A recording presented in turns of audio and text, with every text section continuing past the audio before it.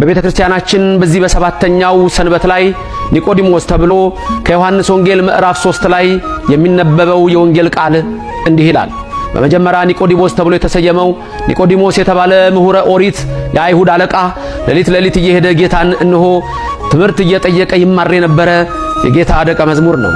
በመጨረሻም ይህን ክብሩን እግዚአብሔር አይቶለት በአርማቴም መሴፋ ከነበረው እነሆ ከዮሴፍ ጋራ ከባለጸጋው ጋራ ጌታን ለመገነዝ የበቃ ጌታን ለመንካት የበቃ ጌታን ለመዳበስ የበቃ ታላቅ ጻድቅ ነውና የዚህም ቅዱስ ሰው በረከት በሁላችን ላይ አድሮ ይኖር።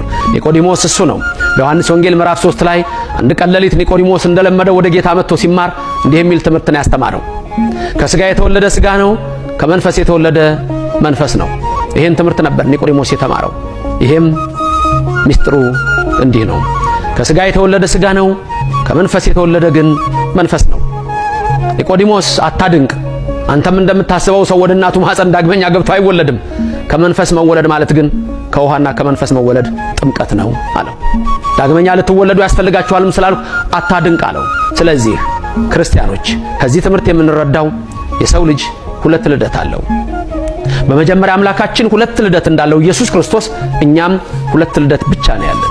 ኢየሱስ ክርስቶስ ሁለት ልደት ብቻ ነው ያለው። 3 የለውም፣ 1 የለውም፣ 4 የለውም። ሁለት ልደት ብቻ ነው ያለው። አንደኛ ጥንት ዘመን የማይቆጠርለት ቅድመ ዓለም ከአብ የተወለደው መወለድ ወልድ ከአብ የተወለደው መወለድ ነው። እንዲህ ማለት ግን አብ አባት በመሆኑ ልጁን ወልድን አይበልጠውም። ወልድም ልጅ በመሆኑ ከአብ ከአባቱ አያንስም። መቀዳደምም የለም። አብ ወልድ መንፈስ ቅዱስ መቀዳደም የለም። አንዱ ካንዱ አይበልጥም። አብርሃም ይስሐቅን በፍጥረት እንደሚያዘው በታላቅነት ይስሐቅ ያዕቆብ እንደሚያዘው በአብ በወልድ በመንፈስ ቅዱስ ዘንድ እንደሱ የለም። አብ ወልድ መንፈስ ቅዱስ ሰለስቱ ስም አሃዱ እግዚአብሔር አንድ እግዚአብሔር አንድ አምላክ ነው።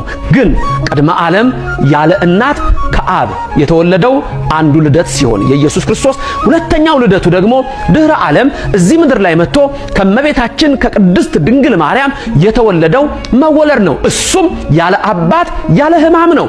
ያ ያለ አባት ያለ ድካም ነው። ከድንግል ሲወለድ ደግሞ ያለ ሕማም እነሆ ያለ አባት ነው። እሷን ሴቶች የሚሰማቸው ሳይሰማ እሱን ሕፃናት የሚሰማቸው ሳይሰማው አዎ በማይመረመር ምስጢር ተወለደ። ሁለት ልደት እሱ ነው። እኔና እናንተም ሁለት ልደት አለን። እዚሁ ወንጌል ላይ ለኒቆዲሞስ ምን ይለዋል? የምድሩን ካላመናችሁ የሰማዩን ብነግራችሁ እንዴት ታምናላችሁ? በምድር ከድንግል ማርያም መወለዴን ካላመናችሁ ከሰማይ ከአብ ዘንድ እወለዳለሁ ብላችሁ ምስጢረ ሥላሴስ እንዴት ይገባችኋል? ይላል። ስለዚህ ሁለት ልደት አለው። አንድ ቅድመ ዓለም፣ ኋላም ድህረ ዓለም። ቅድመ ዓለም ያለ እናት ያለ ድካም፣ ድህረ ዓለም ያለ አባት ያለ ሕማም። ሌላው እኔና እናንተ ሁለት ልደት አለን። ኒቆዲሞስ በተባለው በዚህ ሰባተኛ ሳምንት ላይ የምናየው ልደታችንን ነው። ከሥጋ የተወለደ ምንድነው? ሥጋ ነው።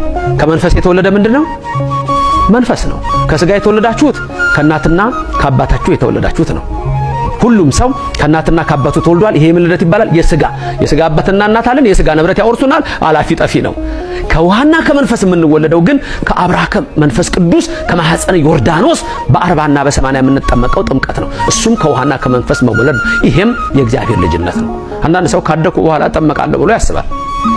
መርጬ አይቼ ይላል። መጀመሪያ በኦርቶዶክስ ቤተክርስቲያን የማያምን ሰው ቤተሰብ ልጅ ቢመጣ አይጠመቅም። በ40ና በ80 የሚጠመቁት የሚያምኑ የክርስቲያኖች ልጆች ናቸው። ምክንያቱም እነሱ ክርስቲያኖች ናቸው፣ ልጆቻቸውም ክርስቲያኖች ናቸው። የሚወርሱት የእናት አባታቸውን ርስት ነው። የሚመረጥ እምነት የለውም። ኤፌሶን 4:5 አንድ ጌታ፣ አንድ ጥምቀት፣ አንድ ሃይማኖት፣ ሌላ ነገር የለም። ስለዚህ የክርስቲያን ልጅ የሆኑ ግን ይጠመቃሉ።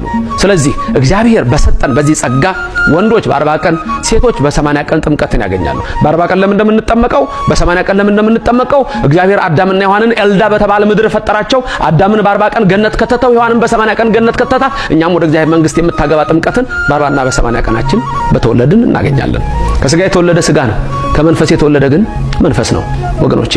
ስለዚህ ይህ በኦርቶዶክስ ቤተክርስቲያናችን የሳምንት ኒቆዲሞስ ብለን ስንጠራ ሁለቱን ልደታችንን እንመለከታለን። የጌታንም ሁለቱ ልደቶች እናስባለን። ይህ ክብራችን ነው። ይህ ሃይማኖታችን ነው። ይህ የተሰጠን ታላቅ ጸጋ ነው። ሌላው ግን ስጋዊ ሁሉ ከፉ፣ ስጋዊ ሁሉ ከንቱ፣ ስጋዊ ሁሉ አላፊ ነው። ስለዚህ የዚች ምድር ህይወት እጅግ አጭር መሆኗን ተገንዘቡ። ብዙ ሰው ለዚች አጭር እድሜው ሲሰርቅ፣ ሲያመነዝር፣ ሲዘሙት፣ ሲሰክር፣ ሲቅም፣ ሲያጨስ ይኖራል። እግዚአብሔር ልባችሁን ይቀድስ፣ ከክፉ ሐሳብም ያውጣችሁ።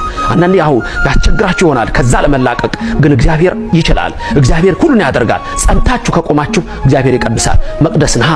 መቅደስ ነሻ። ስለዚህ እግዚአብሔር በውስጣችን ያድራል። ስለዚህ በውስጣችን እንዲያደርግን የሥጋን አስተሳሰብ አረቀ። ሮሜ 12 ቁጥር 1 ወንድሞቼ እህቶቼ ይህን ዓለም አትምሰሉ፣ በልባችሁ መታደስ ተለወጡ ይላል። በልብ መታደስ፣ የልብ መቀደስ፣ ይህንን ነው እግዚአብሔር የሚሻው። ስለዚህ ከሥጋ የተወለደ ሥጋ ነው፣ ከንቱ ነው የሚሆነው የሥጋው ነገር። በመንፈስ መወለድ ግን የእግዚአብሔርን ኃይል ወርሰን መንፈስ ቅዱስ አምላካችን እግዚአብሔር እኛን በክብር ቀድሶን በቀኙ እንድንቆም የሚያበቃን ነው። ሰባተኛው ሳምንት ኒቆዲሞስ ይህን የሚያሳይ ነው። ባላችሁበት ሁሉ እግዚአብሔር በልባችሁ ይንገስ፣ ካለባችሁ መከራና ስቃይ ሁሉ ያድናችሁ፣ ከክፉም ማሰራር ይሰውራችሁ። አዎ ከሥጋ የተወለደ ሥጋ ነው፣ ከመንፈስ የተወለደ መንፈስ ነው። ጌታ ሆይ ሁላችንንም ልጆችህንና ከክፉ ነገር ሰውረህ ዳግም ስትመጣ በቀኝ አቁመን።